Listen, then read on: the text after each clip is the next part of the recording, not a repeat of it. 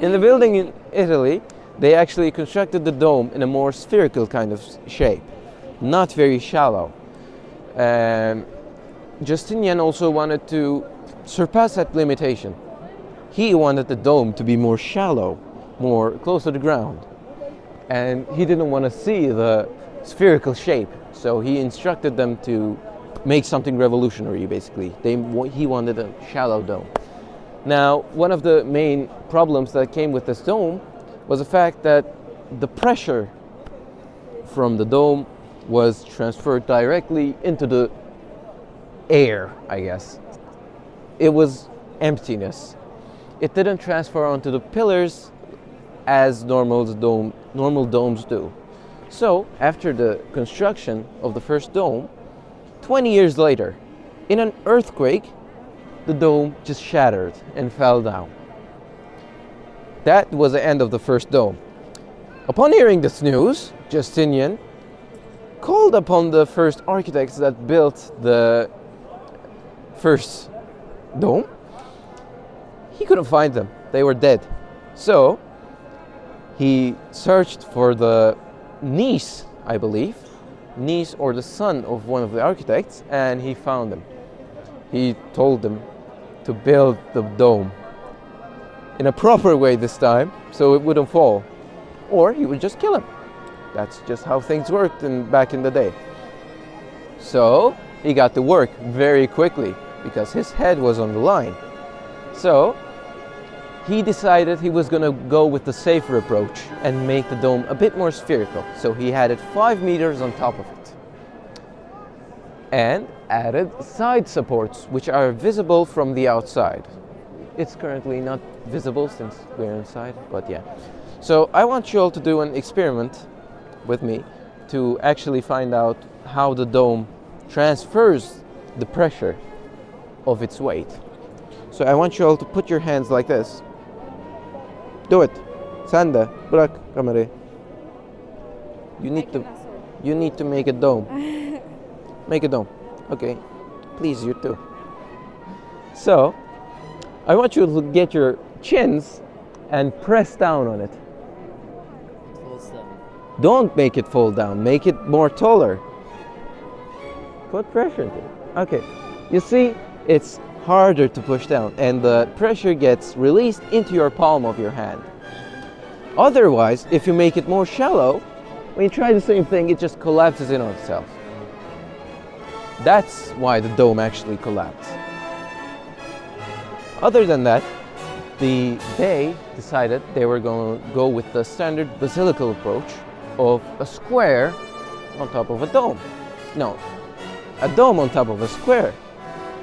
So, to support this whole ginormous tons of bricks on the roof, they had to build supports to the side. They had to build buttresses. So, they did so. They built a bunch of buttresses to either side of the building in order to maybe support it. But unfortunately, one oversight was the fact that they hollowed out the narthex. A hollow narthex is an architectural nightmare since it actually doesn't really transfer any pressure. It just creates more pressure. So the building actually started to shift to the sides. They tried to add more buttresses to either side, but that didn't seem to do the trick. And the dome had become elliptical. As you can see, there are still cracks from the dome visible. So the first architects actually said, it didn't collapse, not my problem, I'm gonna be dead. So they just didn't try to figure it out. Now, when this problem was addressed is when Fatih II actually conquered Istanbul, or I guess Byzantine. Constantinople, yes.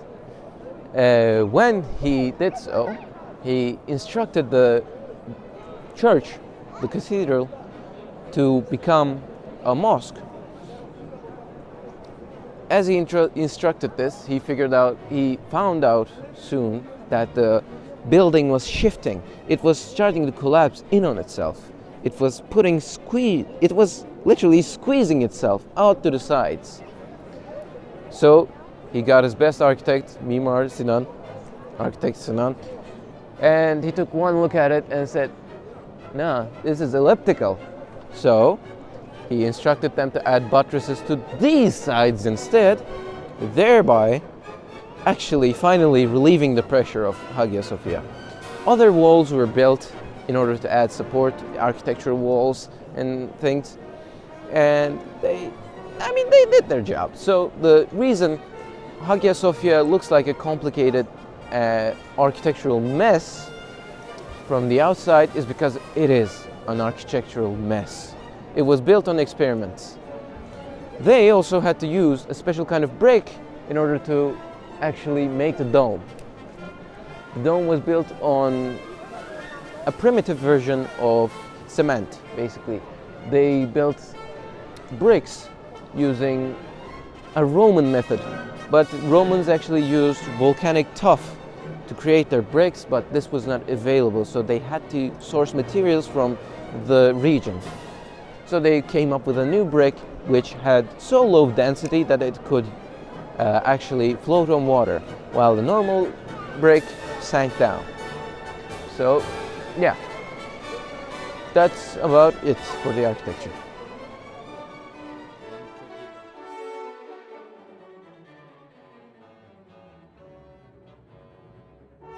Yapının kuzeybatı yönünde duran dilek sütunu veya terleyen sütun olarak adlandırılan bronz levhalarla kaplı ortası oyuk sütun, yıllar içerisinde kutsal şifa kazandıran sütun olarak bilinmektedir. Halk arasında bu İmparator Lucianus'un baş ağrısından dolayı yapının içinde gezerken buraya parmağını sokup başına değdirip şifa kazanmasıyla daha da etkili olmuştur. Bazı efsanelere göre bu Meryem'in gözyaşı olarak da bilinmektedir. Bu olayların yayılmasıyla halk arasında daha da şifa verdiği yayılmıştır.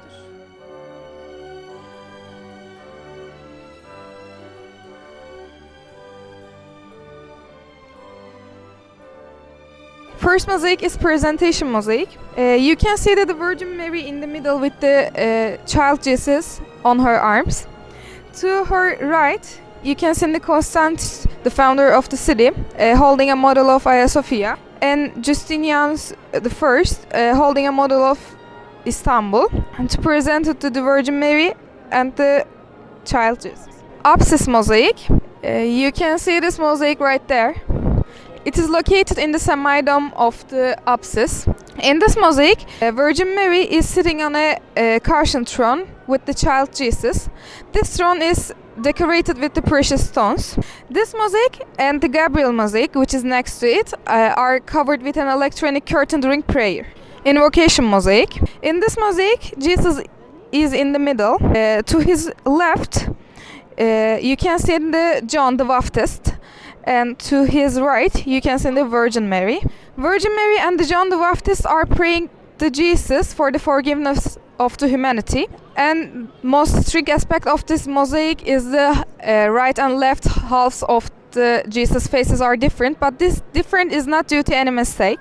If you look at this mosaic a little further, you can notice that Jesus' eyes are looking at you. I think it's kind of scary. We can see in this mosaic right there Komnenos mosaic.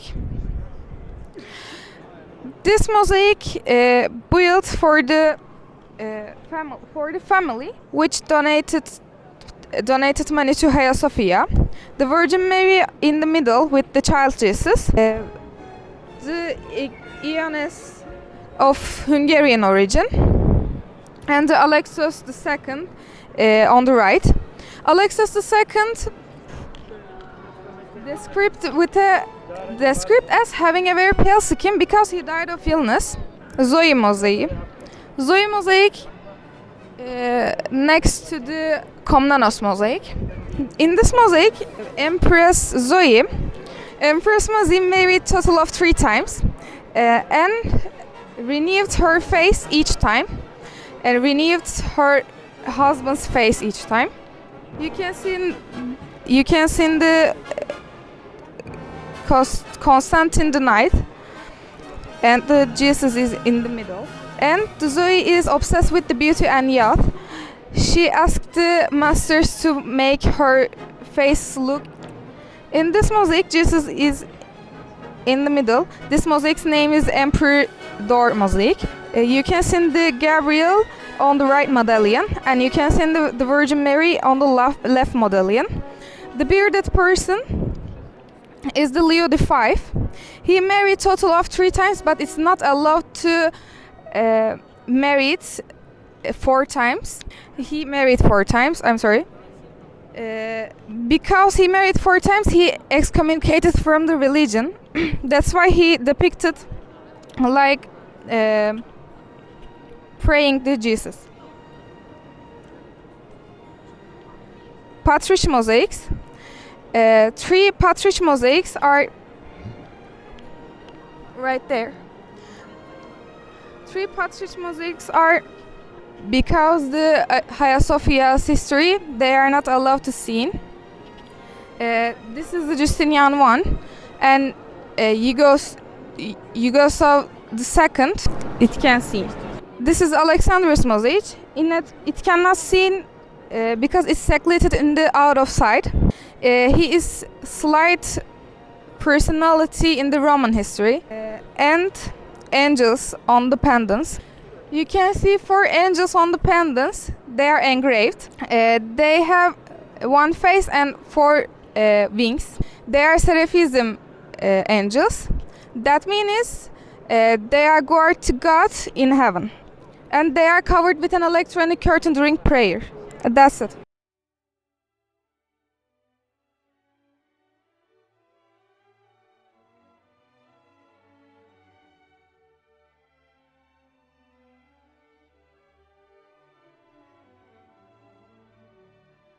Hello, right now we are in Haghia Sophia. I will tell you about the legends and myths of Haghia Sophia. There are some of them, about 10 in total. So my favorite, I will start with my favorite. My favorite legend is the construction and the bees. So the Emperor of Constantinople had decided to build Haghia Sophia. He called the master builder to make some plans for the construction, but the emperor was never satisfied with the design, with how they constructed it. He didn't find it good enough. He wanted something even greater, something even better looking. One Sunday, while the religious service was finishing, the emperor, in his attempt to take a piece of the holy bread, accidentally it dropped down, and a bee, he tries to take the holy bread, and it falls down, and 1 bee comes and takes it. So emperor orders all the beekeepers in the country to open their beehive and check for the bee to find it. So every single beekeeper in the empire opens their beehive and searches for the bee. So the master builder himself also looks at his own beehives, and upon opening the beehive, he finds out that bees have constructed a church from the wax. So it is believed that the design of Haghia Sophia is taken from the design that bees have made.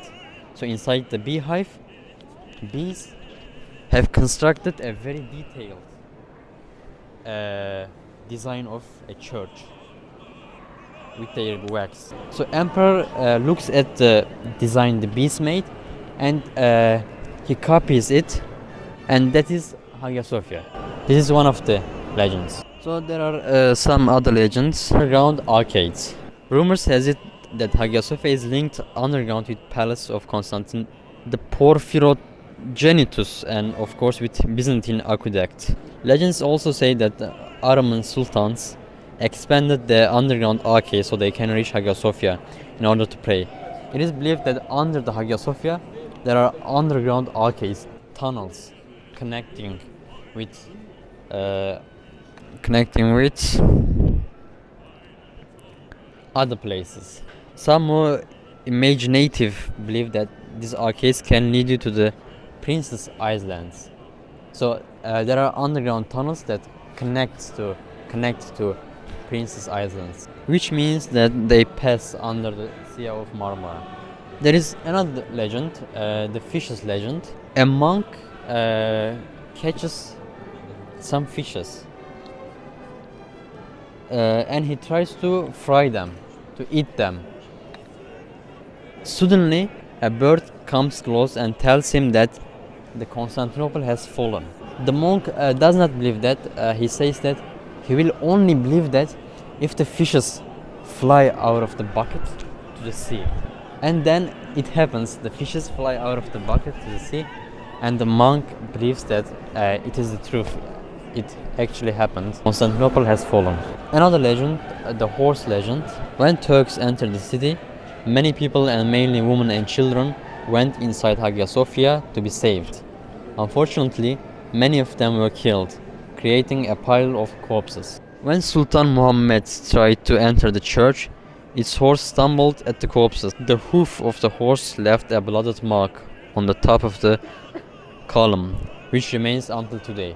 So it is believed that when Turks entered this city, when they conquered the city, many people, women and children escaped to this spot, to this building to be saved.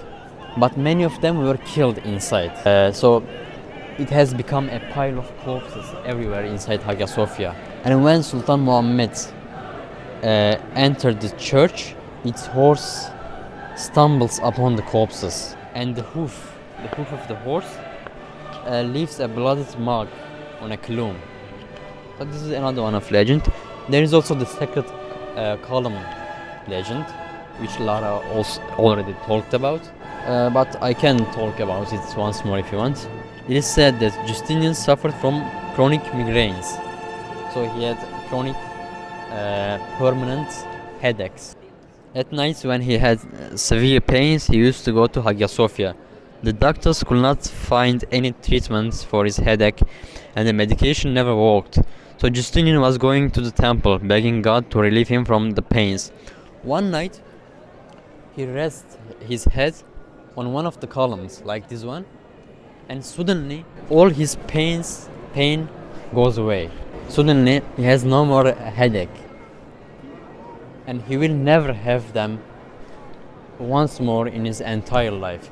So that column is believed to be a sacred abbot in that place, which we already visited. So we don't need to go there again. So it's believed to be a miracle. The headache was gone and never came back again. When this story became popular amongst the folks, people began to believe that that column was a healing column. So people began to visit that spot and touch it and touch their body to heal their diseases. Their illnesses.